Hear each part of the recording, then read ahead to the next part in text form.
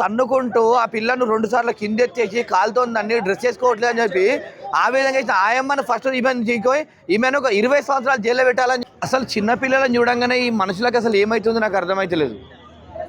చిన్నపిల్లల్ని చూడంగానే మరి ఎందుకు చూస్తే చిన్నపిల్లల్ని కొట్టడాలు, తిట్టడాలు, సంపడాలు అంటే ఇంత దారుణంగా చేస్తున్నారు.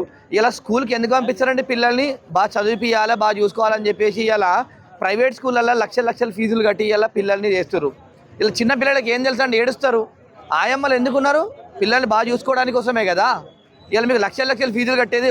ఒక పిల్లోడికి మినిమం చూసుకుంటే కూడా 30 నుంచి 40 వేల ఫీజు తీసుకుంటారు మినిమం, ఏ స్కూల్ అయినా కూడా. ఇవాళ అంత చిన్న పిల్లను నేను చూస్తే నాకు చాలా అంటే చాలా బాధ వేసిందండి. ఇలాంటి ఆయమ్మలు ఎవరున్నా కూడా ఏ స్కూల్ అయినా కూడా కొద్దిగా అందరు కూడా అబ్జర్వేషన్ పెట్టాలా. ఎందుకంటే చిన్న పిల్లలు ఏడుస్తారు, అమ్మ లేదో నాన్న లేడో అని చూడలేక స్కూల్లో ఏడుస్తుంటారు చాలా వరకు. ఎందుకంటే ఆ స్థాయి నుంచి మనందరం కూడా అదే స్థాయి నుంచి వచ్చిన వాళ్ళము. ఇవాళ చిన్న పిల్లను తన్నుకుంటూ ఆ పిల్లను 2 సార్లు కిందెత్తేసి కాలుతో నన్ను డ్రెస్ చేసుకోవట్లేదు అని చెప్పి ఆ విధంగా అయితే ఆయమ్మను ఫస్ట్ ఈమెను ఒక 20 సంవత్సరాలు జైల్లో పెట్టాలని చెప్పేసి నేను గవర్నమెంట్కి తెలియజేస్తున్నా.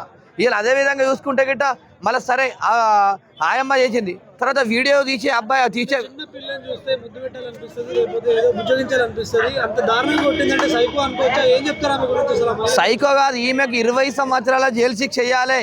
ఇలాంటి వాళ్ళను శిక్షించాలి. ఎందుకంటే ఇప్పుడు చిన్న పిల్లకి ఏమైనా తాకరాని కానీ దెబ్బ తాకితే పిల్ల ప్రాణం పోడే కదా. ఇలా స్కూల్ యాజమాన్యాలు కూడా ఒకటి చెప్తున్నామండి, ఇలాంటి తెలివి తక్కువ ఆయమ్మలు, సైకో ఆయమ్మలు మాత్రం మీరు అబ్జర్వేషన్ పెట్టాలి. ఎందుకంటే చిన్నపిల్లలు ఇలా మిమ్మల్ని నమ్మి ఇలా పిల్లలు పాపం అందరూ హైదరాబాద్ ప్రాంతంలో డ్యూటీలు చేసుకోవడానికి వెళ్తారు. అందరూ పిల్లల్ని స్కూల్లో పంపించి ఇలా పిల్లలకైతే ఏమన్నా అయితే ఎవరు పరిస్థితి, ఎవరు బాధ్యులు, ఎవరు అసలు? ఇలా ఏదేమైనప్పటికీ కూడా ఇట్లాంటి వాళ్ళ మీద కఠినమైన చర్యలు తీసుకోవాలి. ఇలాంటి వాళ్ళని 20 సంవత్సరాలు జైల్లో చేసి శిక్షించాలి ఆయమ్మను. అదేవిధంగా మనం చూసుకుంటే ఒక వీడియోలు రికార్డ్ చేసిర్రు. వీడియోలు రికార్డ్ చేసినాడు, అరే నువ్వు ఆ వీడియోలు రికార్డ్ చేస్తూ ఆమె కొడుతుంటే కూడా ఆ విధంగా చూసుకుంటున్నావు తప్ప ఏందమ్మా నువ్వు అట్లా ఇస్తున్నావు అని చెప్పేసి కూడా మాట్లాడలేకపోయినావు అంటే ఇది ఎంత దురదృష్టమైనటువంటి సంఘటన అని చెప్పేసి అడుగుతున్నా. ఏదేమైనప్పటికీ కూడా చిన్నపిల్లల్ని మనం ఇలా ఆ చిన్నపిల్లాంటి పిల్లలు మీకు కూడా పిల్లలు ఉంటారు, నీ మనవరాళ్ళంతా ఉన్నటువంటి ఏజ్ పిల్లలను, అదే నీ పిల్లల్ని అయితే నువ్వు ఆ విధంగా కొట్టుకుంటావా ఇలా? ఎందుకంటే పిల్లలు కొంతమంది వాళ్ళకు తెలిసి తెలియక ఏడుస్తారు. చిన్న పిల్లలు అంటే దేవుళ్ళ లాంటి వాళ్ళు. ఇలా దేవుళ్ళ లాంటి వాళ్ళకి ఏం తెలుసు? వాళ్ళు ఏడిస్తే కూడా తప్పు అని వాళ్ళకి తెలుసా? అదేవిధంగా ఏదేమైనప్పటికీ కూడా స్కూల్ యాజమాన్యాలు కొంచెం దృష్టి పెట్టాలి. ఎందుకంటే ఆ పిల్లల తల్లిదండ్రులు ఫీజు కడుతున్నాయి, ఇలా మీరు అన్నం తింటుర్రు.